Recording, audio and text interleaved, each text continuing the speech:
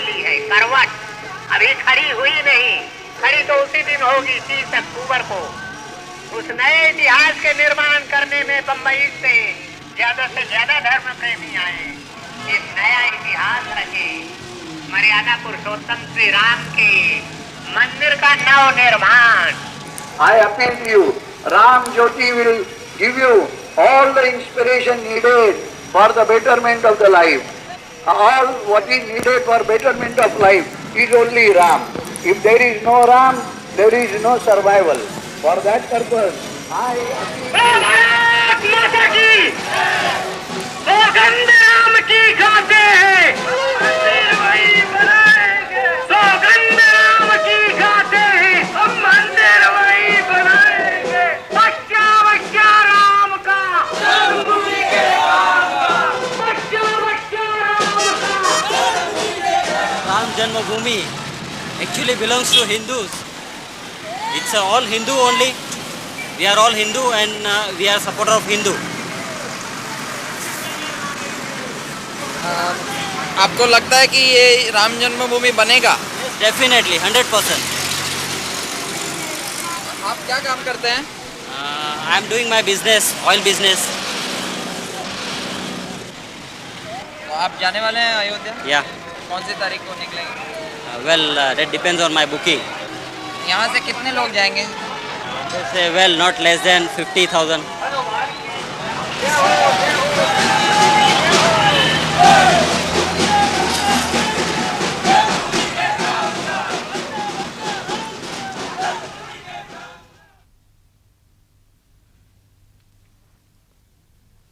അയോധ്യയിലെ ബാബറി മസ്ജിദ് നിർമ്മിച്ചത് 1528 ഹിന്ദു രാജദൈവമായ രാമന്റെ അപദാനങ്ങൾ ജനകീയമാക്കിക്കൊണ്ട് ഏതാണ്ട് 50 വർഷങ്ങൾക്കു ശേഷം തുളസീദാസ് രാമായണത്തിന് അദ്ദേഹത്തിന്റെ വ്യാഖ്യാനം രചിച്ചു തുടങ്ങി. 19-ാം നൂറ്റാണ്ടോടെ അയോധ്യ മുഴുവൻ രാമക്ഷേത്രങ്ങൾ കൊണ്ട് നിറഞ്ഞു. ഇവയിൽ പലതും രാമന്റെ ജന്മസ്ഥലമാണെന്ന് പലരും അവകാശപ്പെട്ടു. ബ്രിട്ടീഷ് ഭരണം വ്യാപകമായതോടെ വളർന്നുവന്ന ഹിന്ദു മുസ്ലിം ഐക്യം ബ്രിട്ടീഷ് സാമ്രാജ്യത്തിന്റെ നിലനിൽപ്പിന് തന്നെ ഭീഷണിയായി. മുഗൾ ഭരണാധികാരിയായ ബാബർ അയോധ്യയിലെ രാമക്ഷേത്രം പൊളിച്ചാണ് രാമജന്മസ്ഥലത്ത് മുസ്ലിം പള്ളി പണിതത് എന്ന അഭ്യൂഹം അവർ ഔദ്യോഗികമായി തന്നെ പ്രചരിപ്പിക്കാൻ തുടങ്ങി. രാമന്റെ ജന്മസ്ഥലമായി കരുതപ്പെടുന്ന ഒന്നാണ് ഇത് എന്നും പ്രചരണം നടന്നു. ഈ തർക്കം വളരെ വേഗം ഹിന്ദുക്കളും മുസ്ലിങ്ങളും തമ്മിലുള്ള ഒത്തുതീർപ്പിലൂടെ പരിഹരിച്ചു. പള്ളി അങ്കണത്തിലെ വിഗ്രഹത്തിനു മുന്നിൽ ഹിന്ദുക്കളും പള്ളിക്കകത്ത് മുസ്ലിങ്ങളും പ്രാർത്ഥന നടത്തി. പക്ഷേ ഈ ഒത്തുതീർപ്പ് ദീർഘനാൾ നിലനിന്നില്ല. 1949 രാത്രിയിൽ ഹിന്ദു തീവ്രവാദികൾ പള്ളിയുടെ പൂട്ട് പൊളിച്ചു തുറന്ന് അവിടെ വിഗ്രഹങ്ങൾ സ്ഥാപിച്ചു. അന്ന് ജില്ലാ മജിസ്ട്രേറ്റായിരുന്ന കെ നായർ വിഗ്രഹങ്ങൾ അവിടെ നിന്ന് മാറ്റാൻ അനുമതി നൽകിയില്ല. ക്രമസമാധാന പ്രശ്നം ഉണ്ടാവുമെന്ന കാരണം പറഞ്ഞാണ് അനുമതി നിഷേധിച്ചത്. അദ്ദേഹം പിന്നീട് ഹിന്ദു ദേശീയതാവാദ പാർട്ടിയായ ജനസംഘത്തിൽ ചേർന്ന് പാർലമെന്റ് അംഗമായി.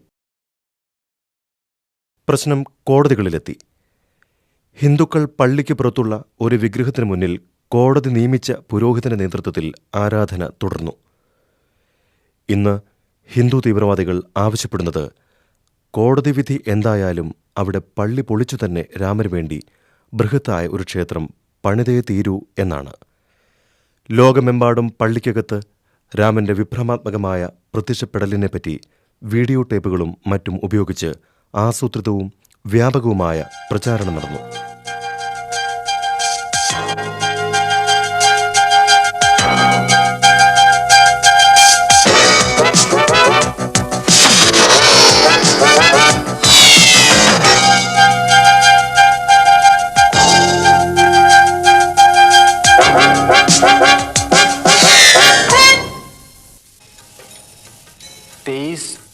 दिसंबर की रात मैंने देखा कि बाबरी मस्जिद में यकायक चांदनी सी फूटी और उस तेज रोशनी में मैंने देखा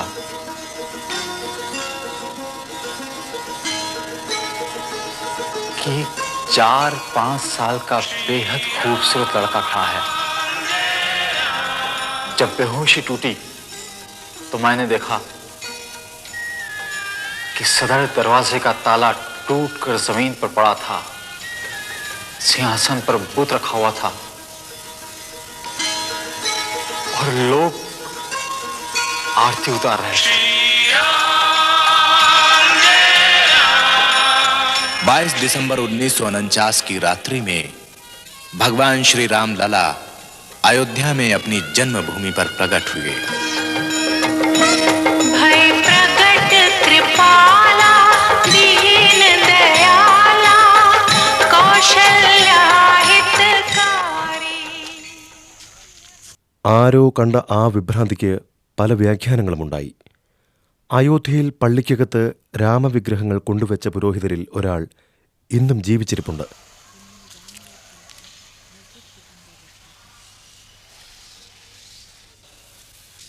महंत राम सुभग दास जी महाराज शास्त्री अखिल भारतीय रामानंद संप्रदाय के प्रधानमंत्री, ये प्राइवेट महंत भी हैं और उस ट्रस्ट के सर्वाधिकारी हैं। आपने श्री राम जन्मभूमि के अंदर श्री राम लला जी का प्राकट उत्सव किया था। वह कौन सा डेट है, कौन सा तारीख है, कौन सा सन है, आप बताने का कष्ट करें। 23 दिसंबर 1949 ईस्वी। 23 दिसंबर 1949 ईस्वी में आपने श्री राम लला जी का प्राकट उत्सव किया था और वहाँ बाबरी मस्जिद में भगवान का अवतार हुआ था आपके द्वारा। आपके ऊपर भी कोई ऑर्गेनाइजर था? उस नियुक्ति में प्रधान नैयर साहब थे। के नैयर जो यहाँ के डीएम थे। और 1949 से लगातार प्रतिमा रखी गई है, तब से नहीं हटाई गई अभी तक। तो आप ही ने रखी थी? महंत राम सुभग दास जी शास्त्री जी जो आप सामने में हैं, आपने ही रखी थी। हाँ जी, हमारे और भी सहयोगी थे, केवल मैं नहीं था। तो मूर्ति रखने का काम आपको कैसे, उसके बारे में आपने कैसे सोचा? ये तो स्वप्न रूप हुआ। उस स्वप्न को साकार किया मूर्ति रख के। स्वप्न केवल इन्हीं को नहीं आया, अभराम दास के मन में भी आया और महंत दिग्विजय नाथ के मन में भी आया, महंत राम सुभग दास जी के मन में भी आया। प्रधान पुजारी उस समय मूर्ति रखने वाले यही आप हैं, महंत राम सुभग दास जी शास्त्री, जो इस समय अयोध्या के सबसे वयोवृद्ध। आम जनता तो ये नहीं जानती है कि मूर्तियाँ इन्होंने ही रखवाई थी। नहीं, रिकॉर्ड में है। गवर्नमेंट ने आपके नाम से वारंट जारी किया था। वो वारंट का नकल मैं इस समय आपको मौजूद है, मैं दिखा सकता हूँ आपको। तो जेल से कैसे निकला? जेल से फिर वो जमानत पर रिहा हुए, मुकदमे चले और मुकदमे से आप फिर बरी हो गए। नैयर साहब ने निर्णय दिया कि जब तक इस केस का फैसला न हो तब तक ये सब बरी कर दिए जाए।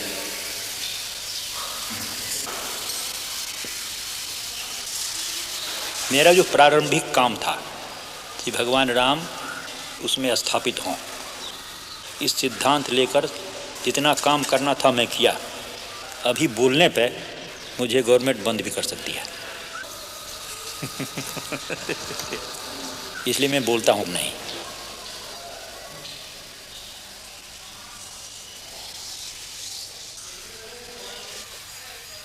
പഴയ പള്ളിയിലെ വൃദ്ധനായ ഇമാമും അദ്ദേഹത്തിൻ്റെ മകനും ആ സംഭവം ഓർക്കുന്നു.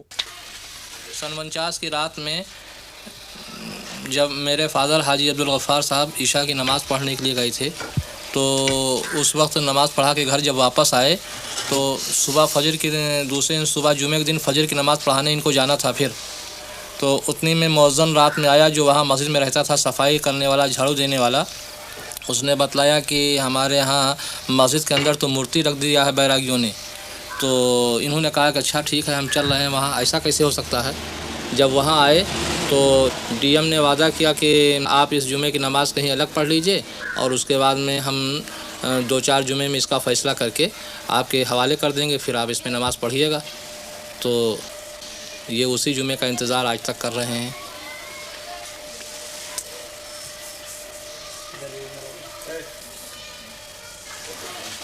आपकी उम्र? हाँ, आपकी उम्र कितनी है? 84 वर्ष।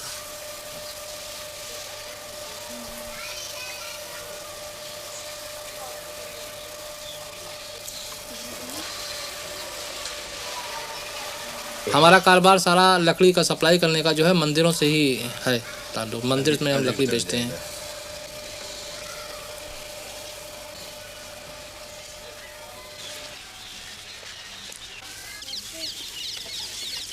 हमारे यहाँ के डिप्टी कमिश्नर साहब, जिनका नाम है नैयर, इन्होंने उसमें बुत रखा दिया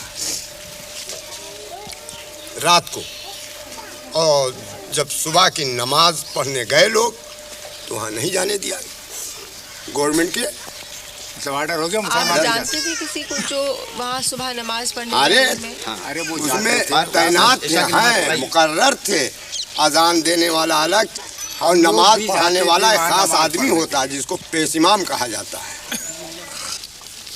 आप कभी गए नमाज पढ़ने? हाँ गए हैं। जी हाँ गए हैं। और आज तक आप लोग अभी यही नहीं समझ सके, अब क्या समझने आए हैं? अब तो ये मामला बहुत दूर पकड़ गया ना अब तो साहब।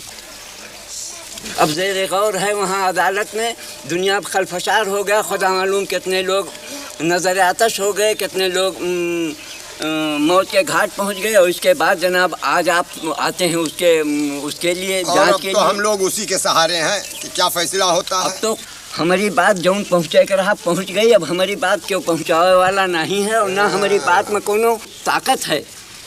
आज इतनी नफरत पैदा कर दी गई है कि जनाब हमारी सूरत से लोग बेजार हैं।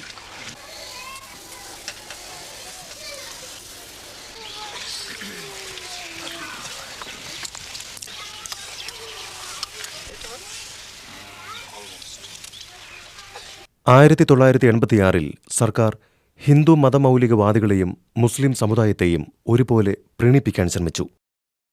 ഒരു വശത്ത് അവർ മുസ്ലിം വനിതകൾക്ക് വിവാഹമോചന നഷ്ടപരിഹാരം നൽകേണ്ടതില്ലെന്ന ബിൽ പാസാക്കി. മറുവശത്ത് അവർ ബാബറി മസ്ജിദ് ഹിന്ദുക്കൾക്ക് പ്രാർത്ഥനയ്ക്കായി തുറന്നുകൊടുത്തു. അതേസമയം മുസ്ലിങ്ങൾക്ക് പ്രവേശനം നിഷേധിക്കുകയും ചെയ്തു. പ്രതിഷേധ സൂചകമായി മുസ്ലിങ്ങൾ ബാബറി മസ്ജിദ് ആക്ഷൻ കമ്മിറ്റി രൂപീകരിച്ചു.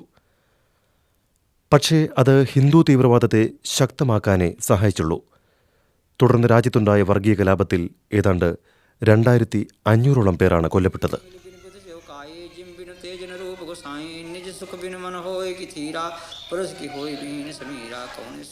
പൂജാരിയായ ലാൽദാസ് വിവാദ സ്ഥലമായ രാമജന്മഭൂമി സ്ഥലത്ത് കോടതി നിയമിച്ച പുരോഹിതനാണ്. प्रधान पुजारी हूँ और 10 साल से कार्यरत में हूँ। व्यवस्था मेरे हाथ में है और अभी तक मैं उस मंदिर की व्यवस्था देखते चला रहा हूँ। तो ये जो विश्व हिंदू परिषद ने मंदिर बनाने का कार्य शुरू किया है, इसके बारे में आप क्या सोचते हैं? ये तो एक राजनीतिक मुद्दा है। विश्व हिंदू परिषद ने जो कार्यक्रम चलाया है, मंदिर तो बनाने के लिए कोई रोक नहीं था। फिर हमारे यहाँ ऐसा कोई विधान नहीं है कि हम भगवान को अलग हटा करके किसी जगह रखे जाएं, क्योंकि भगवान जहाँ विराजमान हमारे होते हैं हम उसको मंदिर ही मानते हैं। हमारे यहाँ हिंदू परंपरा ही है, चाहे वो किसी भी मकान में रख दिए जाएं तब भी हम उसको मंदिर ही कहते हैं, क्योंकि भगवान जहाँ विराजमान है वो मंदिर ही होता है। फिर अलग से मंदिर बनाने का कोई औचित्य नहीं है। अगर अलग से भी बनाया जाता तो उस इमारत में जिसमें हम भगवान विराजमान हैं हम उसको तोड़ना भी नहीं चाहते हैं। और जो लोग तोड़ना चाहते हैं वो इस मुद्दे को लेकर तोड़ना चाहते हैं कि पूरे हिंदुस्तान में एक तनाव की स्थिति पैदा हो और हिंदू मत जो है हमारे पक्ष में हो। उनको ये चिंता नहीं है कि कितना बड़ा जनसंहार होगा, कितने लोग मारे जाएंगे, कितने कटेंगे, कितनी बर्बादियाँ होंगी, या जो मुस्लिम बाहुल क्षेत्र में हिंदू रहते हैं उनकी क्या परिस्थिति होगी। हमारे देश के सामने तमाम ऐसी समस्याएं हैं कि 1949 से आज तक किसी मुसलमान ने वहाँ कोई अवरोध नहीं पैदा किया। लेकिन जब इन्होंने यह नारा दिया कि बाबर के संतानों से खून का बदला लेना है, तब पूरा देश जो है वो दंगाग्रस्त हो गया और कम से कम हजारों लोग इसमें मारे गए, मौत के घाट उतार दिए गए। लेकिन तब भी इन लोगों ने ज़रा सा यह महसूस नहीं किया कि यह तनाव जो देश में फैल रहा है, हिंदू मुस्लिम की जो एकता आज हमारे देश में बनी हुई थी, तमाम मुस्लिम शासकों ने मंदिरों को जो जागीरें दी, आज जानकी घाट में माफ़ीनामा मिला, हनुमानगढ़ी के बहुत से भाग मुसलमानों के बनाए हुए हैं, फकीर राम जी का मंदिर मुसलमानों का माफ़ीनामा है। ये तमाम जो जागीरें मुसलमानी शासकों द्वारा मंदिरों में दी गई और अमीर अली और बाबा रामचरण दास के जो समझौते थे कि हम हिंदू और मुसलमान दोनों एक मिल करके रहेंगे, उसी जन्मभूमि के पाठ में दो भाग किया गया कि एक तरफ मुसलमान नमाज पढ़ेंगे, एक तरफ हिंदू पूजा करेंगे। ये सारी बातें जो थी उस पर इन लोगों ने पानी फेर दिया।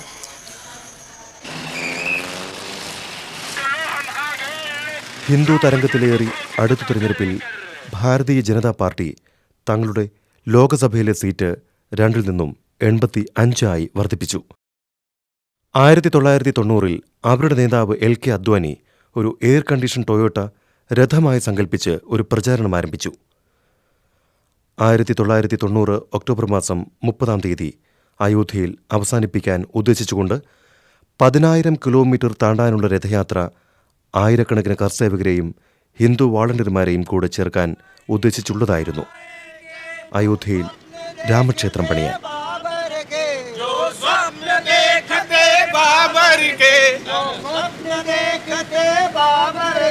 जो स्वप्न देखते बाबर के अरमान मिटा कर मानेंगे, अरमान मिटा कर मानेंगे। जो खेल रही है आंगन में इस बेल कुचल कर मानेंगे, इस बेल कुचल कर मानेंगे। हम मंदिर वही बना तो केवल झांकी है, काशी मथुरा बाकी है। ये तो केवल झांकी है, काशी मथुरा बाकी है। बच्चा बच्चा राम का भूमि के काम का, बच्चा बच्चा राम का भूमि के काम का, बच्चा बच्चा राम का।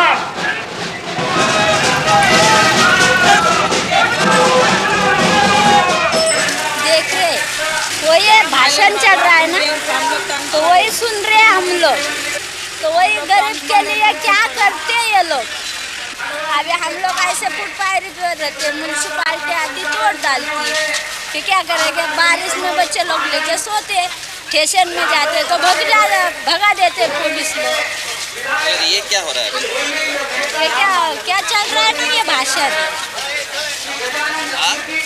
चल रहा है ना। के बारे में अभी हमको क्या मालूम, इतना मालूम रहता तो बता देते। हम पढ़े इंसान नहीं है, क्या करेंगे। वो क्या चल रहा है क्या नहीं हमको मालूम भी नहीं। मालूम रहता तो पढ़े इंसान होते। मैं अपीलें नहीं करता हूँ, आज तो मैं सरकार को और सब लोगों को इतना ही बताता हूँ कि अयोध्या में जिस स्थान पर भगवान राम का जन्म हुआ था, वहाँ पर मंदिर के निर्माण को कोई शक्ति रोक नहीं सकती और मंदिर वहीं बनेगा।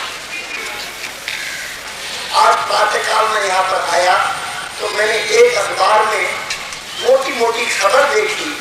यहाँ के कुछ वरिष्ठ नागरिकों ने मेरे नाम एक खुली अपील की है, जिसमें कहा है कि Advani warned of communal riots. इस प्रकार की बातें करना के सांप्रदायिक दंगे होंगे, मैं इसको दुर्भाग्यपूर्ण मानता हूँ। मैं इतना जरूर जानता हूँ कि यूं तो शरारत करने के लिए 4 लोग भी कर सकते हैं, लेकिन कम से कम इस यात्रा के कारण किसी भी प्रकार की गड़बड़ नहीं होगी, ये मुझे विश्वास है। और यह यात्रा रिस्पॉन्सिबिलिटी के साथ, उत्तरदायित्व के साथ, लेकिन निश्चय के साथ। यह विकृत सेक्युलरवाद हमको स्वीकार नहीं।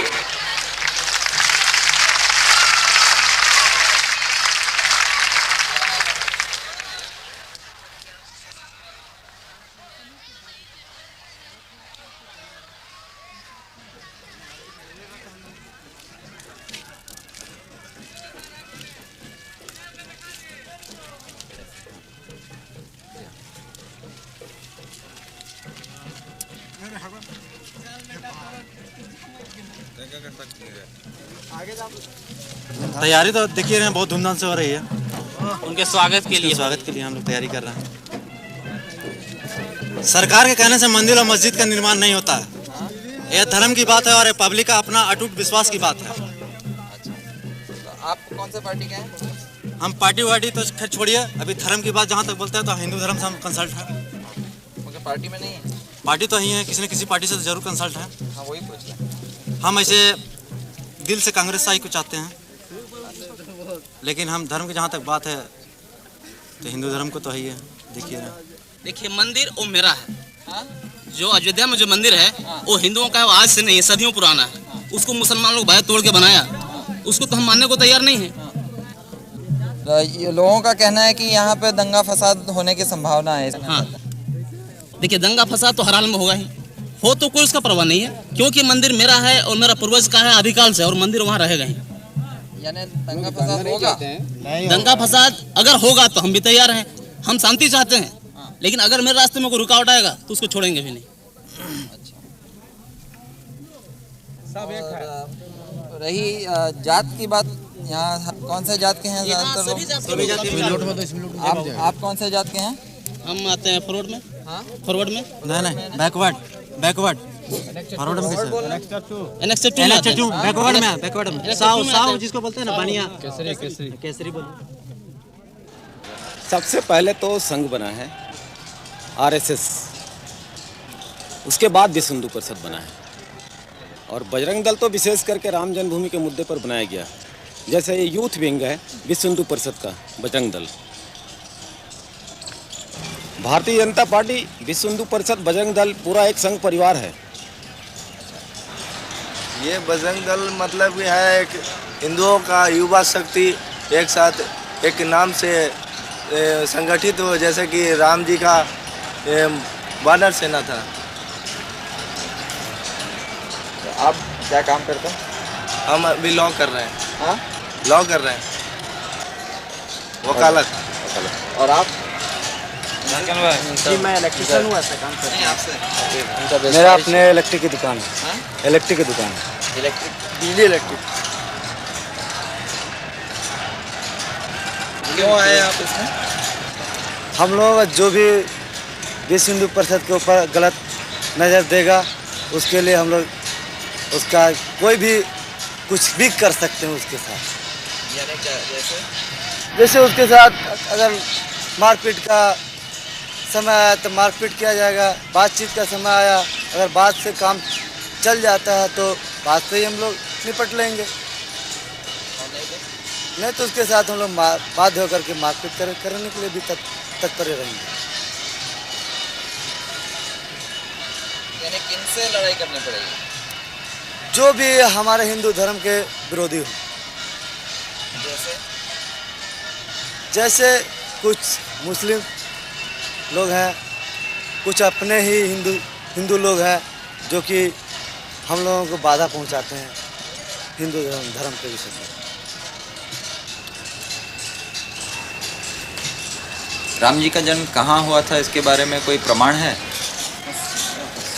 उसके बारे में भी प्रमाण है, जो रामायण में बहुत सारे बातें हैं, उसको दस्तावेज भी प्रस्तुत किया गया है। तो राम जी का जन्म कौन सी शताब्दी में हुआ? ये तो पौराणिक बातें हैं, इसको बताना तो हमारे लिए जरा सा असंभव होगा। राम जी का जन्म कहाँ हुआ ये मालूम है, मगर कब हुआ ये नहीं मालूम। नहीं, तिथि के विषय में कोई जानकारी मुझे देना असंभव लगता है। आप में से कोई और बता सकते हैं? ना, ऐसा तो नहीं कर सकते। आप बता सकते हैं? जी हम नहीं बता सकते, क्योंकि ये ऐतिहासिक विषय है और इतिहास में अपने आप को पिरो देने वाला ही व्यक्ति उसको उसके बारे में कुछ बता सकता है। नहीं, आपने पढ़ा होगा ना लॉ में? अभी हमारा फर्स्ट ईयर ही है, हमने अभी उतना कुछ पढ़ा नहीं है, और लॉ में मेरे ख्याल से ऐसा कुछ मिलेगा नहीं। लॉ में नहीं, अपने जैसे धर्मगुरु वगैरह बताते हैं। हाँ बताते हैं। राम जी का जन्म कितने साल पहले हुआ? बहुत हजारों वर्षों की पूर्व, हजारों वर्षों की पूर्व। कौन सी शताब्दी? इसका इतिहास की पूर्व विषय त्रेता युग में। इतिहास से आधुनिक इतिहास से इसका पता हम नहीं कर सकते। द्वापर युग में कृष्ण का। आओ महाराज जी आओ। अच्छा आओ, मैं आपको बता दूं। आपको आराम से आराम। आपको धन्यवाद है।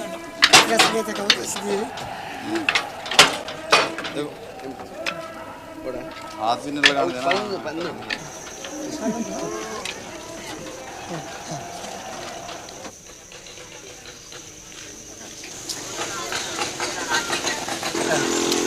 क्या कर रहे हैं यहाँ? हाँ, हमको दर्शन करना है, उसको आरती दिखाना है। आ रहा है ना उधर से, राम जन्मभूमि को आरती दिखाना है। अच्छा, सेवा करना है। अच्छा, तो जो भी मोटर गाड़ी आती है वहाँ दर्शन कराते हैं? जी, है ना, राम जन्मभूमि को। हाँ, ये पीछे आते हैं। लीजिए।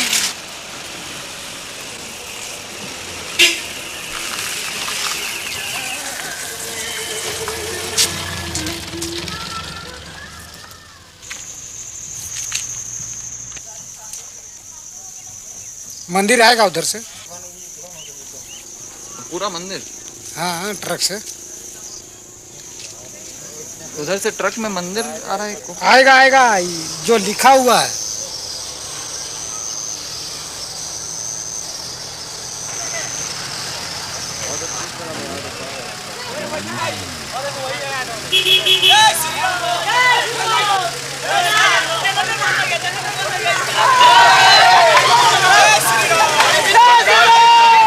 अधिकारियों को अडवाणी जी की ओर से खास धन्यवाद। आपने बहुत अच्छी, ये सामने नहीं गाड़ी रहेगी, सामने गाड़ी नहीं रहेगी, कोई गाड़ी हमारे रथ के सामने नहीं। जय श्री राम। चलिए।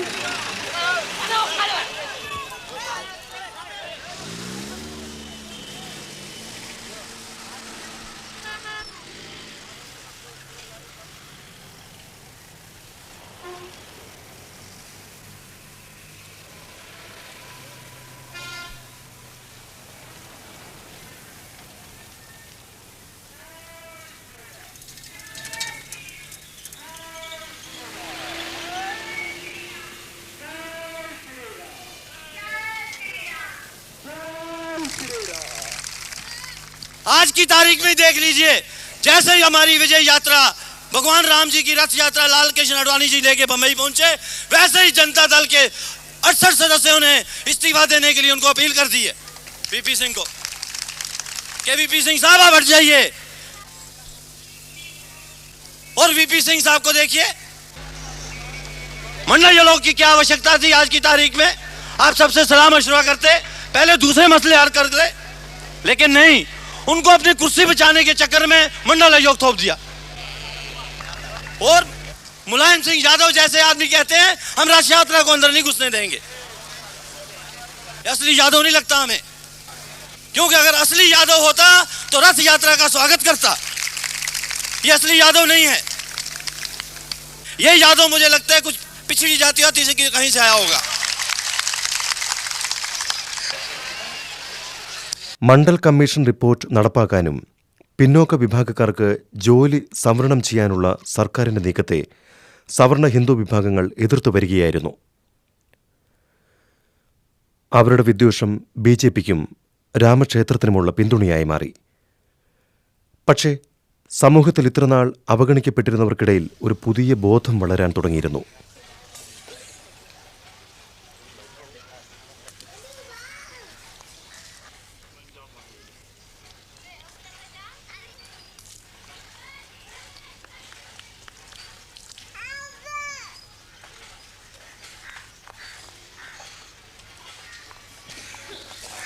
मैं गोमती नगर की रहने वाली हूँ और नाम मेरा भगवान देवी है।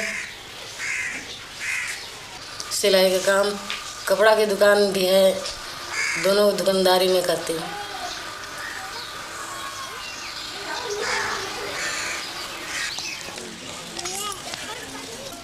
वही मजूरी खेती बाड़ी करते थे और खेती बाड़ी करते थे। उन्हीं लोगों को जो मंदिर में बैठते हैं पुजारी लोग पूजा करते हैं, उन लोगों के हम नौकरी करते थे और काट बीन करके देते थे तो खाते थे, पेट भरते थे।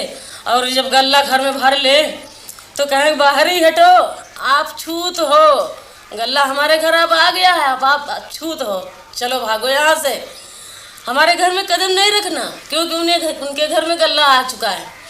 और अगर हम उसके बाद में लोटिया छूना चाहे तो हमें लोटिया छूने नहीं देंगे। ये स्थितियाँ पहले की थी, हमारे बुजुर्गों की थी। हमें हमारे बुजुर्गों को इसी तरह से सताया गया है, इन्हीं लोगों ने सताया, मंदिर के पुजारी लोगों ने। मगर अब कह रहे हैं कि अब आ सकते हैं। अभी वही बात है।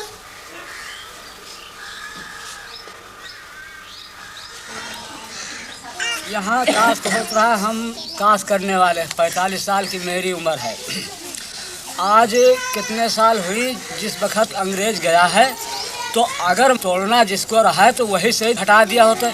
न जाने कब बना। आज हम चार छः बार अयोध्या जा चुके हैं और वहाँ पर मंदिर और मस्जिद बराबर बना है। तो जब नारा बोलते हैं कि हिंदू मुस्लिम भाई भाई, आपस में सब भाई भाई, तो जब भाई भाई हो आज 40 साल और पता नहीं कितने साल पहले से बना, तो अब उसमें क्यों मंदिर तोड़ दिया जाए, क्यों मस्जिद तोड़ दी जाए? दोनों बने रहे। जैसे हम हिंदू भाई एक जगह बैठते हैं तो हम दोनों भाई रहे। वो भी देवता हैं, वो भी देवता हैं, हम दोनों को मानते हैं। मुस्लिम भाई उसमें नमाज पढ़े, हम उसमें पूजा करें।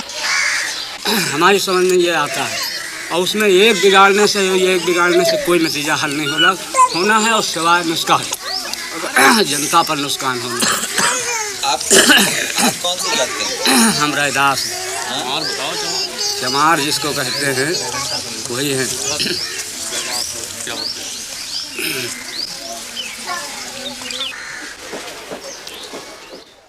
ഇടതുപക്ഷത്തിന്റെ ആഹ്വാനം ചെവിക്കൊണ്ട് ജനങ്ങൾ രഥയാത്രയ്ക്കെതിരെ പ്രതിഷേധിക്കാൻ ബീഹാറിലെ പട്നയിലേക്ക് മാർച്ച് ചെയ്തു. 43 साल के आज़ादी के बाद में भी महंगाई आज आसमान को छू रही है, बेकारी आज करोड़ों नवयुवकों की है, भूखमरी और गरीबी आधे से अधिक लोग आज भी उस लक्ष्मण रेखा के नीचे हैं। यहाँ पर निरक्षरता बीमारी चारों तरफ फैली हुई है। मगर मालूम होता है पिछले कुछ महीनों से कि मानो इस देश में इनमें से एक भी समस्या ऐसी है ही नहीं। एकमात्र समस्या अगर कोई है तो वो है मंदिर और मस्जिद की। बिरथ रघुबीरा के नाम पर एक रथ पर चढ़कर एक पक्ष के नेता उनका चुनाव चिन्ह कमल को लेते हुए और भारतीय जनता पार्टी का ध्वज लहराते हुए देश भर में रथ यात्रा करते हुए घूम रहे हैं। तो ये किस लिए घूम रहे हैं? बीजेपी के लिए वोट बटोरने के लिए। अगला चुनाव अगर आवे तो 88 का 188 किस तरह किया जाए इस बात पर सोचने के लिए। मैं ये कहता हूं कि उनके सारे ये रंगीन सपना चूर चूर होकर रह जाएंगे, क्योंकि इस देश में बहुसंख्य हिंदुओं ने धर्मनिरपेक्षता को अपनाया है।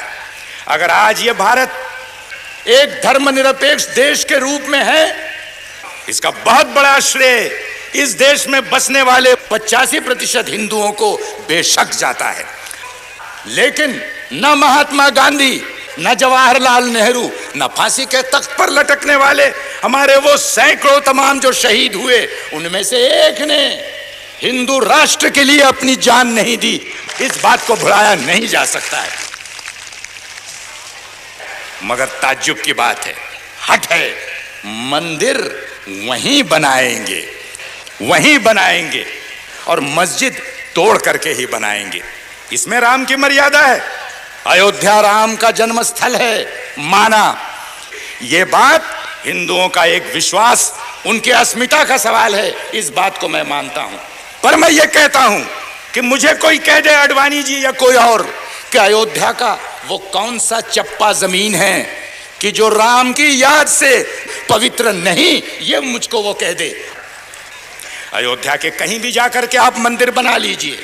हम में से हर किसी ने 1000 बार इस बात को मंजूर किया कि मंदिर आप बनाएं, बेशक अयोध्या में बनाएं, बेशक भव्य बनाए, मगर ये हट न करे कि मस्जिद टूटने पर ही वो मंदिर बनेगा, ये हट न करे।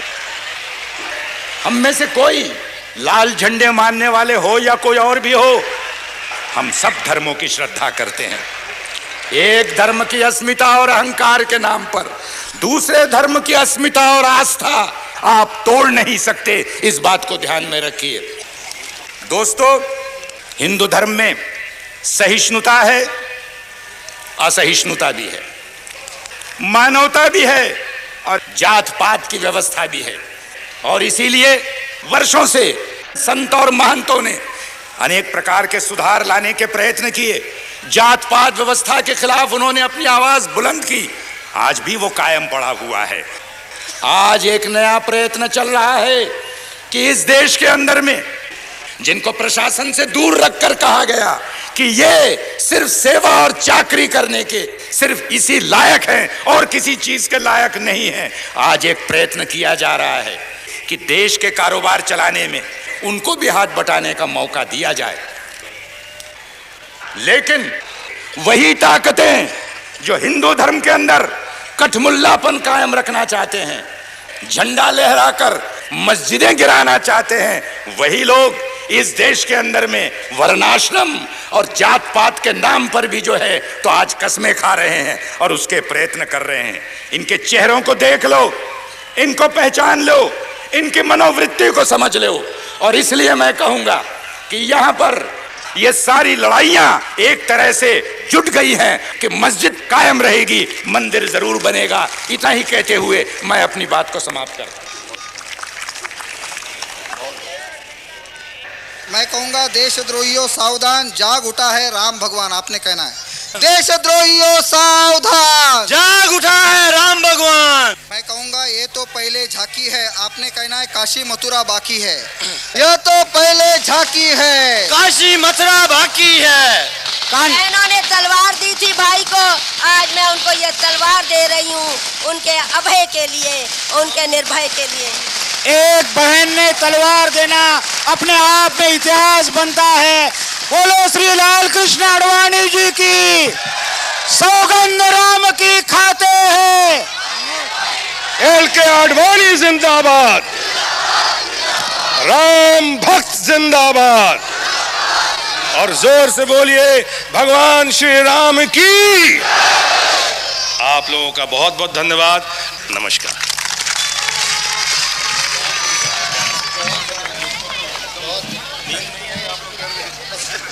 लोग कहते हैं कि आप अदालत का फैसला क्यों नहीं मानते? अदालत क्या इस बात का फैसला करेगी कि यहाँ पर राम का जन्म हुआ था कि नहीं हुआ था? आपसे तो इतनी आशा है, बीच में मत पड़ो, रास्ते में मत आओ, क्योंकि ये जो रथ है लोक रथ है, जनता का रथ है, जो सोमनाथ से चला है और जिसने मन में संकल्प किया हुआ है कि 30 अक्टूबर को वहां पर पहुंच करके कार सेवा करेंगे और मंदिर वहीं बनाएंगे, उसको कौन रोकेगा? कौन सी सरकार रोकने वाली है?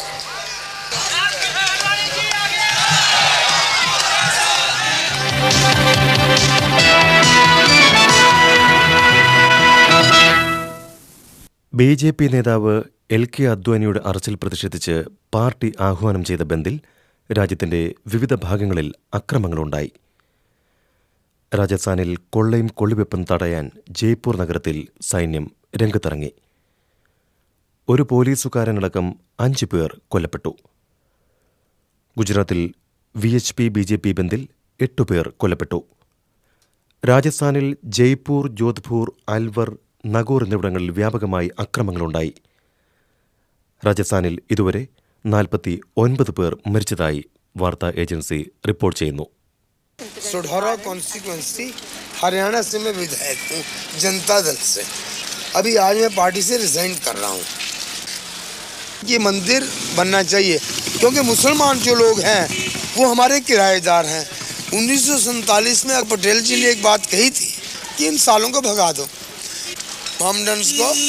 हमने अपना घर खाली करा लेना है बाई फोर्स, बाई हुक और बाई क्रुक। हमने अपने मकान को खाली करा देना है, आती है करा कर रहेंगे। मंदिर बनेगा। विजय राजे सिंधिया हमारी माता जी, माधवराव सिंधिया की माता जी, मेरी माता जी, अटल बिहारी वाजपेयी, LK आडवाणी, विजय मल्होत्रा और आपके मदन लाल खुराना, हमारे सारे भारतीय जनता पार्टी से आज मैं पत्रकार सम्मेलन बुला रहा हूँ। शाम को मैं रिजाइन करूँगा। आज मैं भारतीय जनता पार्टी में शामिल हो जाऊँगा या कांग्रेस साई में। जनता दल आज मैंने छोड़ दिया। मैं विधायक हूँ, MLA हूँ हरियाणा से, ताऊ लाल के यहाँ से, लेकिन आज मैं मुलायम सिंह यादव के खिलाफ हूँ। मुलायम सिंह यादव मुझे अरेस्ट नहीं कर सकता, उसकी पावर नहीं। पंडित चिरंजी लाल MP करनाल से मेरे मामे हैं। सुषमा स्वराज मेरी सगी बहन है। आज मैं सरकार छोड़ रहा हूँ इनके गुंडापन से। अरे बाबर कौन था? घुसपैठिया था। अकबर कौन था? घुसपैठिया था। तो हमें बाबर को नहीं मानना, हमें राम को मानना है, जो कितने सालों से हमारे देश के अंदर राम राज्य था, दशरथ के बेटे थे। हम राम जन्मभूमि को अपना मान्यता देते हैं। राम जी बताते हैं कि सुबह से पी के रखना नहीं, गलत। ये पृथ्वी के अंदर तो दुई हाँ, वो सोमरस है। हाँ। भाई साहब बता रहे हैं कि आपने सुबह से शराब पी रखी है। ये सोमरस है, इसका पान बड़े बड़े देवताओं ने किया। दुर्योधन ने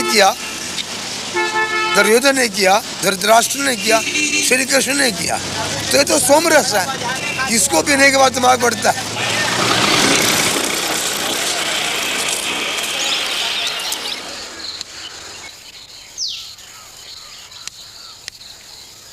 हम तो कहीं फैसला हुए वही ठीक है।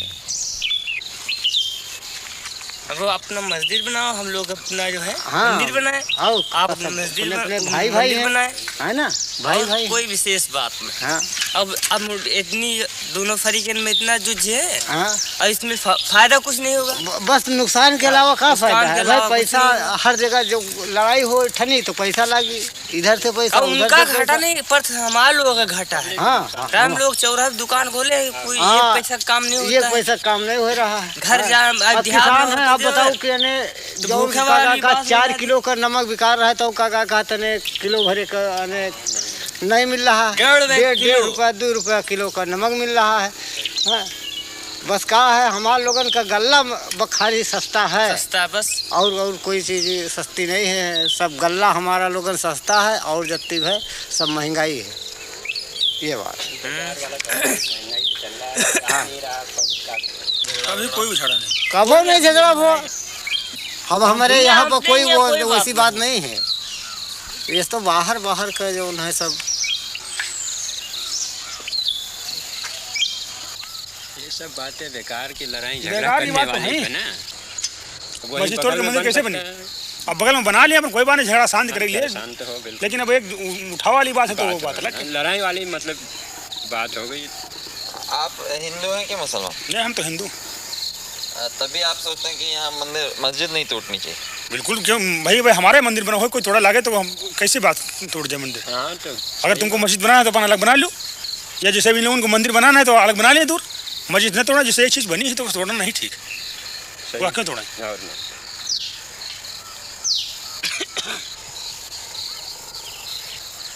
आप लोग कौन से जाते हैं? कर्मा लोहार, मतलब लोहे का काम करना है। तो आप में से कोई ब्राह्मण राजपूत तो नहीं? नहीं, इसमें ब्राह्मण कोई नहीं। हाँ? ब्राह्मण कोई नहीं। ब्राह्मण लोग तो चाहते हैं मंदिर टूट के मंदिर बन जाए, सीधा मामला उनका यही है और कुछ नहीं। उनका माहौल ही है।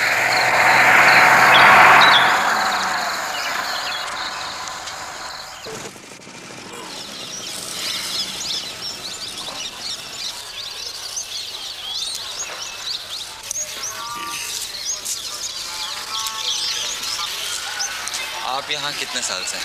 करीब 35। तो आप पुजारी हैं यहाँ इस मंदिर के? क्या नाम है आपका? महंत भोलादास। महंत भोलादास। ये जो अभी हो रहा है इसके बारे में क्या सोचते हैं? पहले तो बहुत बढ़िया अयोध्या था, कोई अयोध्या में कोई बवाल नहीं था, बहुत कोई परिपंच नहीं था, एकदम भगवान को नगरी शांत स्वभाव था।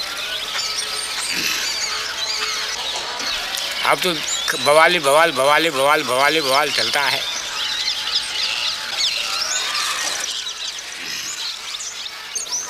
यहाँ पे मंदिर बहुत सारे हैं ना? हम मंदिर बहुत है। पुरानी जमाने के 5000 मंदिर है। आप तो घर घर मंदिर है, घर घर सब मंदिर है।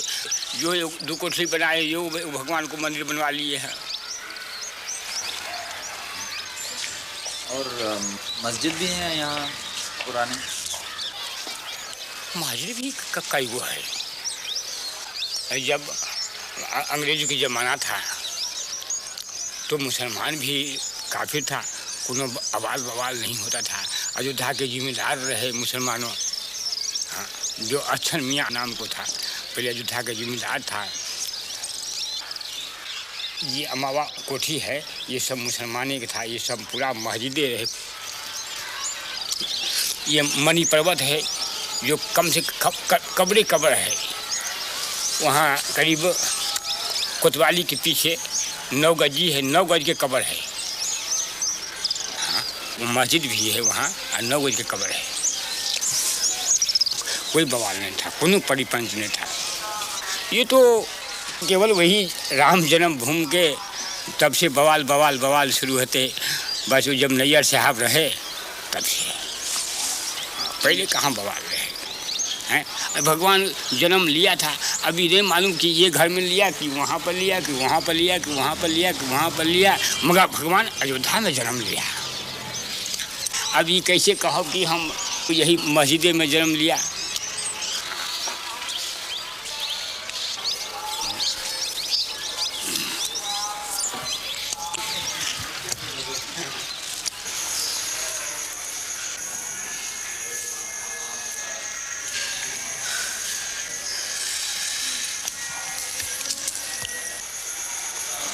आज तक जो पूरे हिंदुस्तान के अंदर में इस तरह से दंगे फैलाए गए, ये मात्र एक सांप्रदायिकता का दंगा कुर्सी और पैसे के लिए फैलाए गए, न कि ये राम जन्मभूमि के। मैं तो ये कहना चाहता हूँ, मैं राम जन्मभूमि मंदिर का पुजारी हूँ। मैं बिल्कुल सत्य कह रहा हूँ आपसे कि आज तक विश्व हिंदू परिषद के लोगों ने वहाँ पर एक माला भी नहीं चढ़ाया।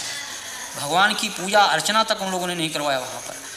और बल्कि उन्होंने व्यवधान डाला। हमने हाई कोर्ट में रिट दायर किया और रिट दायर करके तब वहाँ की भोग व्यवस्था चालू करवाया। तो यहाँ की जनमानस ने कभी इसको स्वीकार नहीं किया। लेकिन इसमें कुछ किराए के साधु जिनको पैसा चाहिए, पैसे पर खरीदे गए रामशिलाएँ घुमाई गईं। उसके उन रामशिलाओं को उन लोगों ने अपना कमरा, अपना मकान बनाना शुरू किया और काफ़ी जनभावनाओं को उन्होंने दोहन करके और बड़ी बड़ी बिल्डिंगें तैयार कर ली। करोड़ों अरबों रुपए इन लोगों ने इकट्ठा किया, विभिन्न बैंकों में इन्होंने डाला और लाखों रुपया उन्होंने व्यक्तिगत अपने खाते में इन लोगों ने डाला। तो लोगों की हत्याएं हो जाएं, लोग नष्ट हो जाएं, इससे इनको कोई मतलब नहीं। इनको मतलब पैसा मिले, कुर्सी मिले।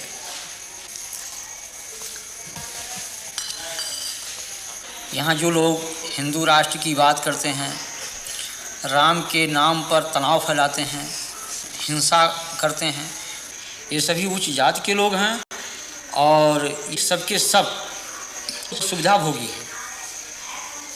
इनमें त्याग और तपस्या और जनमानस का हित लेस मात्र नहीं है।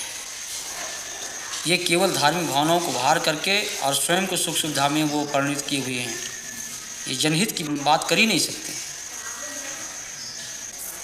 लेकिन आज बड़े बड़े मठ हैं, करोड़ों अरबों की संपत्ति उसमें है और हम पैदल छोड़ करके एयरमेल से चलते हैं, फर्स्ट क्लास की टिकट पर चलते हैं, एयर कंडीशन के कमरे में रहते हैं। तो जहाँ पर हम एक तरफ भौतिकवाद, उस भौतिकवादी व्यवस्था से अलग होकर के त्याग और तपस्या और जनहित की बात सोचते थे, उस जगह हम उसको त्याग करके और हम भौतिकवादी व्यवस्था में परिणित हो चुके हैं। जो हम भौतिकवादी व्यवस्था में पूर्ण रूप से लिप्त हो चुके हैं तो हम भौतिकवाद की ही बात सोचेंगे, हम उससे परे हट नहीं सकते हैं। तो ये आज के धर्माचार्यों को कि आप क्या कहेंगे? हम तो इनको भौतिकवादी व्यवस्था का एक पोषक मानता हूँ मैं।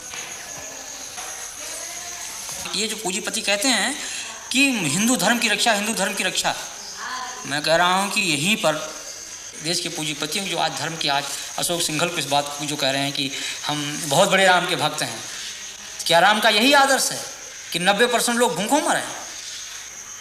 ये हमारे देश की जो विषमता है आज, ये क्या इन धर्माचार्यों की पे नहीं चाहिए?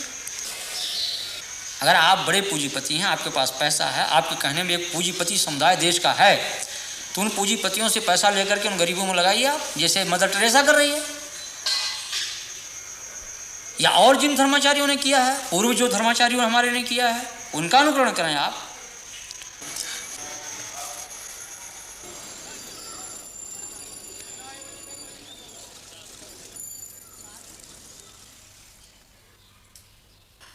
मैं इनकम टैक्स डिपार्टमेंट में डिप्टी कमिश्नर हूं। पिछले साल मार्च 2 को मैंने विश्व हिंदू परिषद के जो अकाउंट्स हैं उनके बारे में जानने के लिए इनको सम्मन्स जारी किए थे। अशोक सिंघल समेत जो लोग इनका हिसाब देखते हैं उनको भी दिए गए थे। 24 घंटे के अंदर अंदर विश्व हिंदू परिषद का एक बहुत बड़ा डेमोन्स्ट्रेशन 28 लोधी एस्टेट पे प्रधानमंत्री के बाहर हुआ।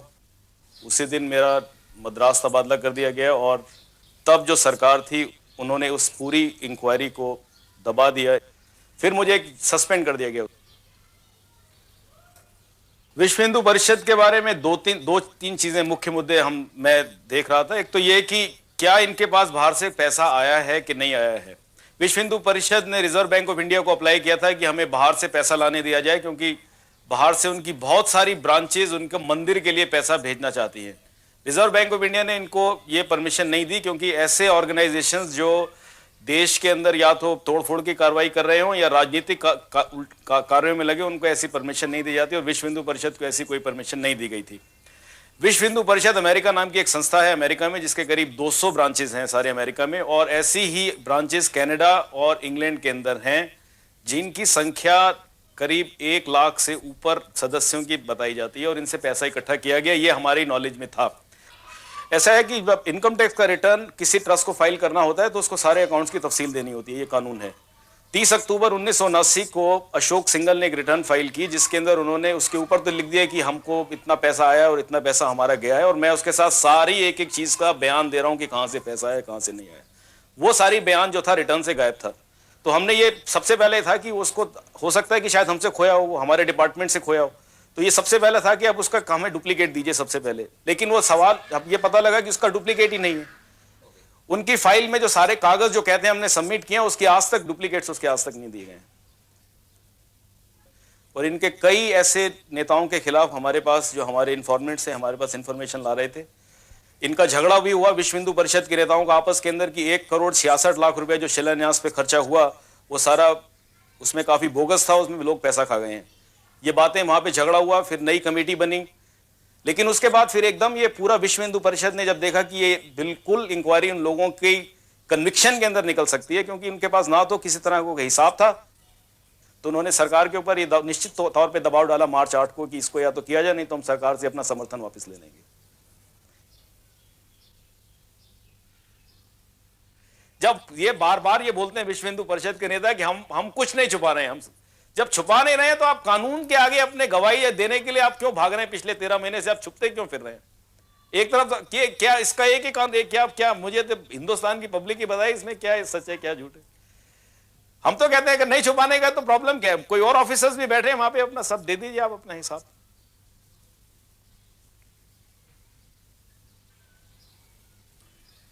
मैं बाहर से जब पढ़ के आया था वापस, तो इसी ख्यालात से आया था कि शायद देश के लिए कुछ करूंगा, लेकिन इस देश में होना है। मैंने एमबीए पास किया था अमेरिका से, मैं सब छोड़ के अपना काम छोड़ के मैं हिंदुस्तान चला आया था यहाँ पर।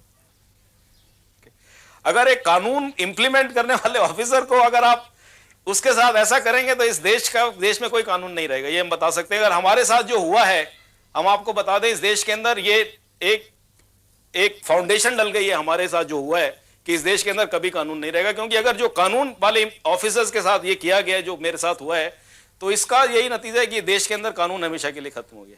मैं तो ये समझता हूँ, मेरे को तो कोई उम्मीद नहीं है कि ऐसे कुछ इस देश का कोई होगा भविष्य। मैं चाहता हूँ भविष्य हो, लेकिन मैं इस बारे में मेरे को तो नहीं लगता कि अब कुछ भविष्य रहा है इस देश के अंदर।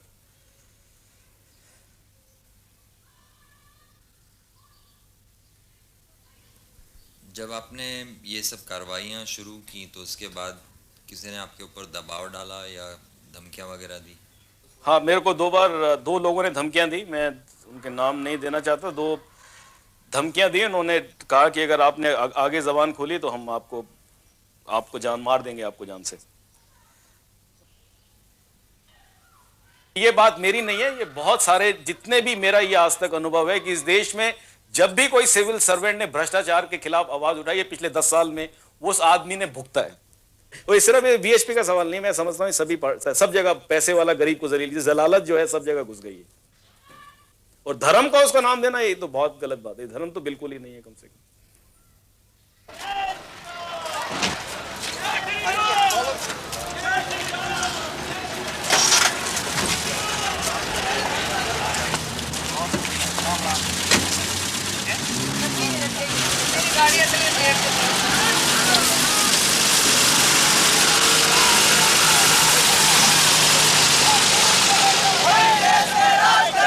हिंदू हित का काम करेगा, हिंदू हित का काम करेगा।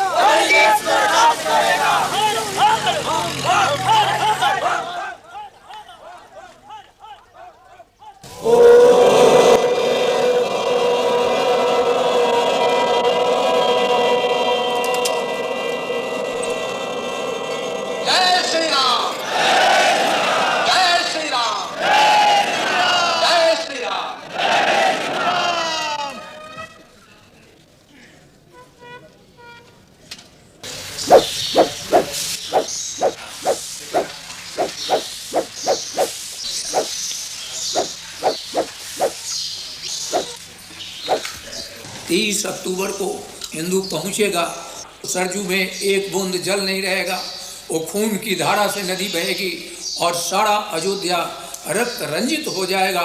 हल्दी घाटी अयोध्या बनेगी, ये इम्फाल का मैदान अयोध्या बनेगा, जलियन बाग कांड का उदाहरण अयोध्या प्रस्तुत होगा। बोलो राम जन्मभूमि की जय, काशी विश्वनाथ की जय। मारेंगे मर जाएंगे, मंदिर वहीं बनाएंगे, मारेंगे मर जाएंगे, मंदिर वहीं बनाएंगे।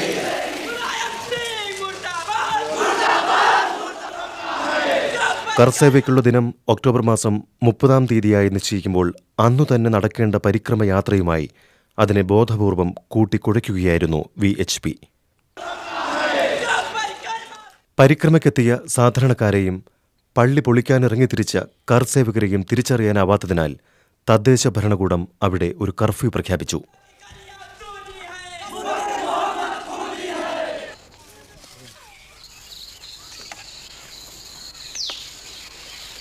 कल क्या होगा? कल ये होगा कि हमारी मौत होगी। अजल सर पर खड़ी हरदम मुझे मालूम होती है, मेरी हर सांस मुझको आखिरी मालूम होती है, मौत है। कल क्या होगा? अभी मैं बोल रहा हूँ, अभी सांस निकल जाए, खत्म। देखिए ना, जयपुर को जला दिया, फूंक दिया, बर्बाद कर दिया। सारा भारत हमारा जल रहा है इसी एक प्रॉब्लम पर। हमारे आपके ताल्लुकात में फर्क आएगा, लेकिन आज ऐसा कि हम एक दूसरे से भय कर रहा है, डर रहा है, बोलते घबराता, आदि बात करते घबराता, मिलते दूसरे मिलते हुए घबराता है। ऐसी भावना खराब कर दी गई हिंदुस्तान की, भारतवर्ष की, कि इसका जवाब ही नहीं मिलता है साहब। पैकर्मा करें तो हम तमाम मुसलमान जाते थे, शौकिया कुछ यारी दोस्ती में, भाई से मेरे ताल्लुकात में, भैया चलो, हमने चलो भैया, क्या फर्क पड़ता है पैकर्मा करने में, पानी पिलाते थे। अब इतने से बच्चे क्या है ना, हमारा पैकर्मा रोक दिया साहब। धार्मिक मामला ऐसा होता है कि हम आप एक थाली में बैठ कर खाएं, लेकिन जहाँ मामला आया बाबरी मस्जिद का, जन्मभूमि का, तना क्या आप उधर खड़ी, मैं इधर खड़ा हो गया, ना बहन रही ना भाई रहा। गांव के जो हिंदू हैं उनकी क्या इसमें? हमारे मन में कोई फर्क नहीं, जैसे हम लोग हैं वैसे वो लोग, और ना उनमें भी खड़े हैं। ये वो पीछे लोग खड़े हुए हैं, भैया खड़े तो हैं सब। यहाँ की जो आबादी है जी, इसमें हिंदू मुसलमान का कितने हिंदू है, कितने मुसलमान? यहाँ बराबर बैठे हैं, मगर मेरे गांव में हिंदू मुसलमान की भावना कोई ऐसी नहीं ना कि हम हिंदू हैं या मुसलमान हैं। मेरे यहाँ शादी ब्याह होता है, वो परसते हैं, हम खाते हैं, हम परसते हैं, वो खाते हैं, मतलब दोनों पार्टियों में एकदम भाई बंदी और वो है भाईचारा है।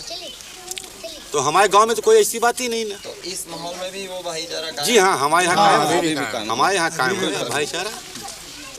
आसपास के गांव जितने हैं यहाँ पे अयोध्या के 10-15-20 किलोमीटर एरिया में, उसमें सांप्रदायिक आपको बहुत कम मिलेंगे। और जब तक यहाँ बाहर के असामाजिक तत्व नहीं आएंगे तब तक यहाँ झगड़ा होने कोई सवाल नहीं ना। हाँ, जिस टाइम असामाजिक तत्व आ जाएंगे उस टाइम तो झगड़ा होना है। आम जनता को सूचित किया जाता है कि शहर में कर्फ्यू पूरी तरह से लागू कर दिया गया है। कोई भी व्यक्ति कर्फ्यू का उल्लंघन करता हुआ पाया गया तो उसके खिलाफ सख्त से सख्त कार्रवाई की जाएगी और बल प्रयोग किया जाएगा। आम जनता को सूचित किया जाता है कि शहर में कर्फ्यू पूरी तरह से लागू कर दिया गया है। जय श्री राम, जय श्री राम, जय श्री राम, जय श्री राम, जय श्री राम।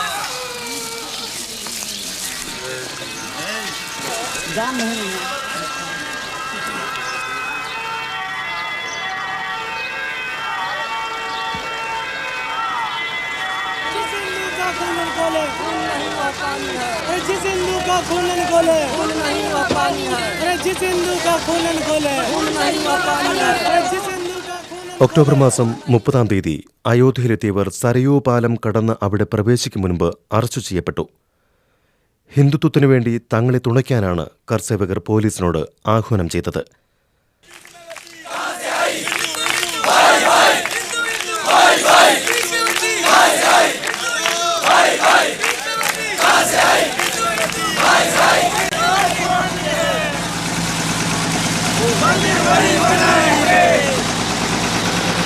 मंदिर वही बनाएंगे।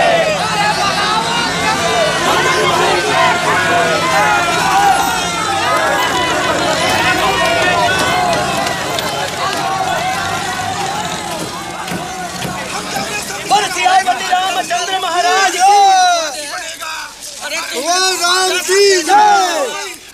लाठी गोली खाएंगे, मंदिर वही बनाएंगे। लाठी गोली खाएंगे, मंदिर वही बनाएंगे। लाठी गोली खाएंगे। 462 साल पहले एक लुटेरे ने आकर अगर हमारे मंदिर को ध्वस्त किया है तो ये हमारे माथे पर कलंक है। अगर ये बाबरी मस्जिद रहेगी तो हिंदुओं पर ये कलंक हमें अपनी गुलामी याद दिलाता रहेगा। अरे हम इसको उठा कर रहेंगे। ये गुलामी का चिन्ह है, इसे हम खत्म करेंगे, चाहे खून से करें चाहे गोलियों से करें। और मस्जिदें 3,500 खड़ी बड़ी बड़ी। अरे भगवान भी तो हम ही हैं। भगवान का रूप हमारे अंदर है। हम जाएंगे तो मस्जिद भी तोड़ेंगे। भगवान का रूप हमारे अंदर हो, अगर वो उसको कलंक को अपने माथे पर लगा करके रखना चाहते हैं ये उत्तर प्रदेश की सरकार, ये मुलायम सिंह, तो वो बना करके इसको उठा करके और कहीं रख ले, लेकिन मंदिर वही निर्माण होगा गर्भगृह पर। गर्भगृह के ऊपर ही मंदिर निर्माण होगा। लेकिन अब पंजाब की तरह से हम अपने हाथों में रिवॉल्वर पकड़ेंगे। हम गवर्नमेंट सर्वेंट के अध्यापक हैं, लेकिन आप छोड़ देंगे कलम और पकड़ेंगे रिवॉल्वर। एक गौर कीजिए कि महात्मा गांधी को भी गोली किसने चलाई? गोडसे ने। गोडसे कौन था? हिंदू। हाँ, क्यों चलाई? क्यों चलाई? अगर सरकार का यही रवैया रहा तो हर आदमी गौडसे ही बन जाएगा फिर तो। गोडसे ने गांधी की हत्या की ठीक बात थी। हाँ, बिल्कुल सही किया है उन्होंने, बिल्कुल सही किया है। जो इस देश के साथ गद्दारी करेगा उसका यही अंजाम होगा।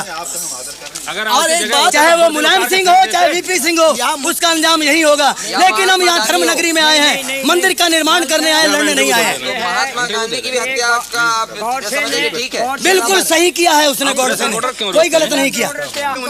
और धिक्कार है कि जो 70 करोड़ हिंदुओं को एक तरफ रख करके 10 करोड़ मुसलमानों के तलवे चढ़ता फिर रहा है। धिक्कार है ऐसे हिंदू होने पर। अच्छा, आप कौन से जात के हैं? हम हिंदू हैं, खत्री। खत्री सबसे पहले हिंदू, उसके पीछे जात। अच्छा, उसके मगर जात कौन सी आपकी? छत्री। छत्री छत्री यानी राज अरोड़ा। अरोड़ा भैया, अरोड़ वंश के हैं हम। और हारे हैं भैया, इनको पूरा कर लेने दो। हमारा झगड़ा है, इंटरव्यू पूरा कर लेने दो। हाँ,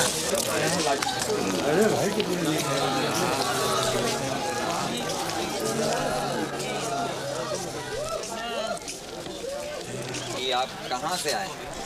डिस्ट्रिक्ट एटा। और क्या करते हैं? हम पंडा हैं गंगा जी के। आप क्या करने आए हैं? परिक्रमा देने। परिक्रमा देने हैं? हाँ। और कार सेवा के लिए भी आए कि नहीं? हाँ? हाँ, सिर्फ परिक्रमा करने? सिर्फ परिक्रमा। तो आपको मालूम था कि यहाँ पे कार सेवा भी ये लोग कर रहे हैं राम जन्मभूमि हाँ, के ये लिए मालूम है, मगर हमको जब कर्फ्यू खुल गया और जब हमको कल भी हमने सुना कि परिक्रमा लगेगी तो फिर हम आए। यानी आपको ये मंदिर के और मस्जिद के झगड़े से कोई लेना देना कोई लेना देना नहीं। आपको फर्क नहीं पड़ता है कि मस्जिद भी रहे और मंदिर भी रहे? कोई नहीं, हम तो जाके मंदिर में ठहरेंगे, एक मंदिर में। यहाँ एक मंदिर है सागरिया पट्टी में, वहाँ ठहरेंगे। अच्छा हाँ। तो आप ये नहीं कह रहे हैं कि मंदिर वहीं बनाएंगे? कौन? हम तो कुछ नहीं कह रहे हैं, हम तो अपने चश्मा को और खोई गया तो अंधे और हो गए। अच्छा, हम क्या कहेंगे अब? हाँ हाँ, तो चलिए चलें आप गाड़ी बैठे। चश्मा आपका गायब हो गया? हाँ, चश्मा गिर गया। आप लोगों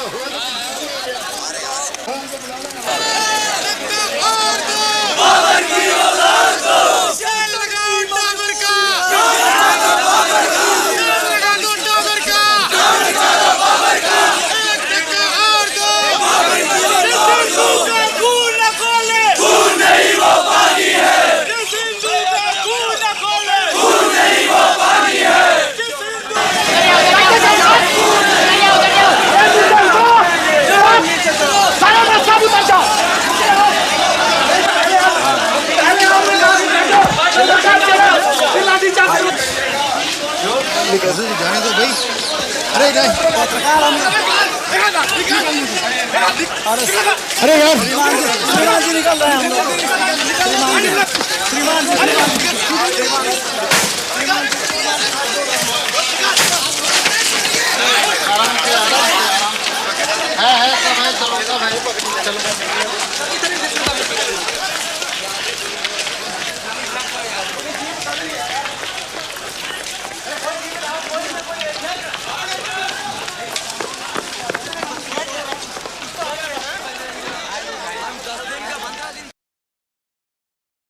ഭരണയന്ത്രത്തിലെ പല ഉന്നതരും സവർണ ഹിന്ദുക്കളായിരുന്നു. ഹിന്ദുത്വവാദത്തോടുള്ള അവരുടെ അനുഭാവം രഹസ്യമായിരുന്നില്ല. വിശ്വ ഹിന്ദു പരിഷത്തിന്റെ വൈസ് പ്രസിഡന്റ് SC ദീക്ഷിത് മുൻ പോലീസ് ഡയറക്ടർ ജനറലായിരുന്നു. അദ്ദേഹം ഇപ്പോൾ പോലീസിന്റെ മൈക്ക് ഉപയോഗിച്ച് കർഷകരെ അഭിസംബോധന ചെയ്യുകയാണ്.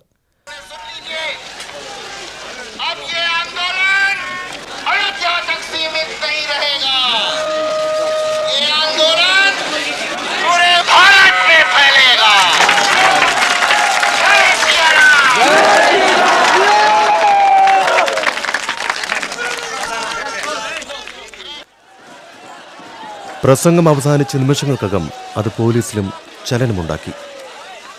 ബാരിക്കേഡുകൾ തകർത്ത് കർസേവകർ പള്ളി അങ്കണത്തിൽ പ്രവേശിച്ചു.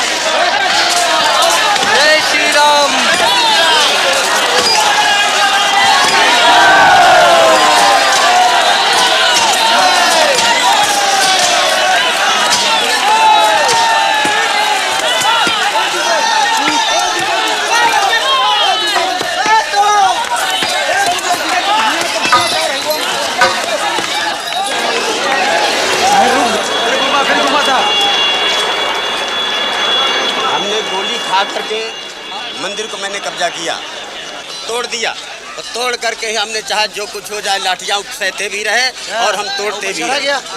हमारे पुलिस ने ऊपर चोर के ऊपर मस्जिद पर थे हम तो नीचे से गोली मारी पुलिस वालों ने। आपकी जानकारी में कितने लोग गोली में मरे? करीब 4 लोग मरे हैं। ज्यादा मरे होंगे, ऐसे दोनों साइड से लोग चोट आई है, पुलिस भी घायल हुए, 1-2 भले चोट आई और लोग मरे भी हैं। तो आपको ये बुरा नहीं लगता है कि आपने जो कार्रवाई की है उससे लोगों की जाने गई?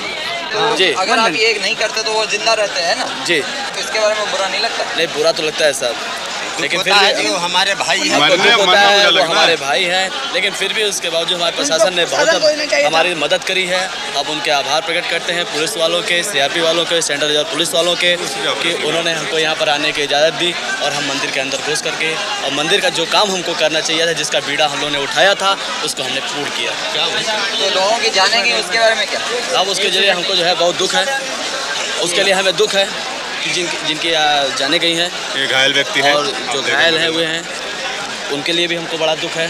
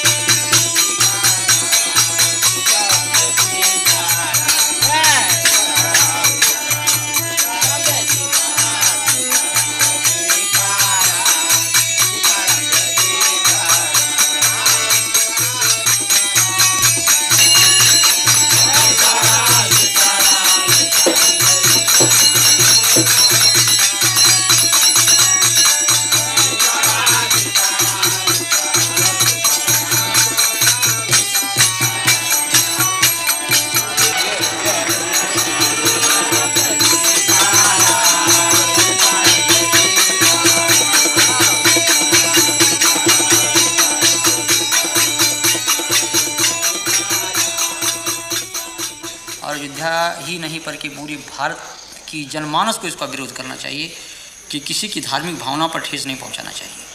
हम किसी के दिल को तोड़े नहीं, हमारा धर्म ये अलाउ नहीं करता है, इस चीज़ को कभी अनुमति नहीं देता है। राम का हमारा ये जो आदर्श है राजनीति का, वो यही है कि जनता सुखी रहे, और जिस तरह से मुख में हम भोजन डालते हैं पेट को मिलता, सभी अंगों को मिलता, उसी तरह से सारी जनता हमारी है, कोई उसमें छोटा बड़ा कोई उसमें ऐसा नहीं है। लेकिन उन आदर्शों की सीधी हत्या की गई। मगर आज जो लहर चल रही है हमारे देश में, इस लहर में जो लोग घृणा की भाषा बोलते हैं उनके पीछे ज़्यादा लोग चलते हैं, और जो लोग प्यार की भाषा बोलते हैं जैसे आप बोल रहे हैं उनके पीछे कम लोग हैं। ऐसा नहीं है। ये तो जैसे बाढ़ आती है भाटे की तरह से, जब तूफान आता है तो उसमें तमाम पेड़ गिर जाते हैं, तमाम मकान ढह जाते हैं, सड़क नष्ट हो जाते हैं, तमाम परिवहन सेवाएं ठप हो जाती हैं।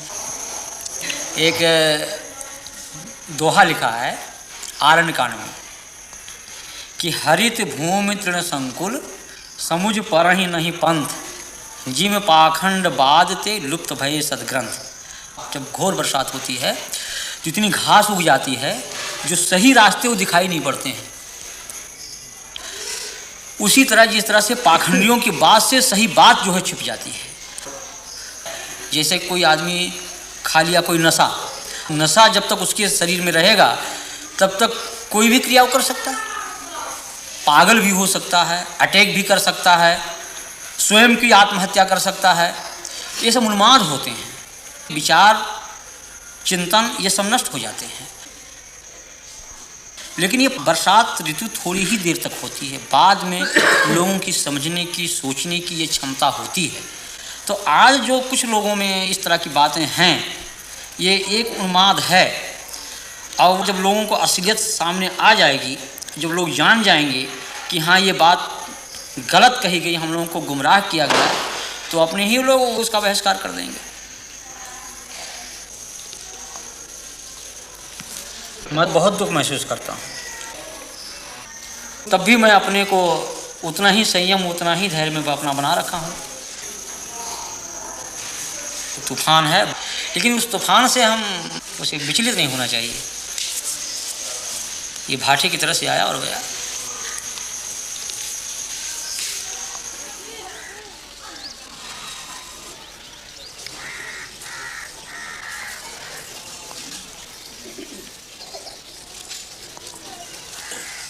मंदिर के अंदर हमें जाने ही नहीं दिया जाता है। तो मंदिर से हमें क्या लाभ है? मंदिर की मूर्ति अगर पीस दी जाए तो वो तो दोबारा हम कई प्रकार के मसाले से बना सकते हैं, लेकिन हमारी अगर जनता कट जाए तो हम किसी प्रकार का मसाला उसमें नहीं लग सकता है। और अगर देखिए हमारी इस बस्ती में बहुत से लोगों की जन्म भूमि हुई है, उनको यहाँ से निकाला जा रहा है। अभी यहाँ ही गांव से करीब 150 बस्ती है, उनको निकाला जा रहा है। और ये कहीं केवल राम है, उनकी भूमि के लिए लोग कितना परेशान है और संख्या भी उसके पीछे दौड़ रही।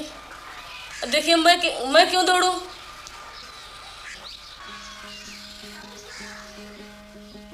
साधु देखो जग बौराना, साच कहो तो मारन धावे, झूठे जगपतियाना। साधु देखो जग बौराना, हिंदू कहत है राम हमारा, मुसलमान रहमाना। आपस में दो लड़े मरत हैं, मर्म कोई नहीं जाना, मर्म कोई नहीं जाना। माला पहिरे टोपी पहिरे, छाप तिलक अनुमाना। बहुतक देखे पीर औलिया, पढ़े किताब कुराना। करे मुरीद कबर बतलावे, उनहु खुदा न जाना, उनहु खुदा न जाना। या विधि हंसत चलत है हमको, आप कहावे स्याना। कहे कबीरा सुनो भाई साधो, कहे कबीरा सुनो भाई साधो, इनमें कौन दीवाना, इनमें कौन दीवाना।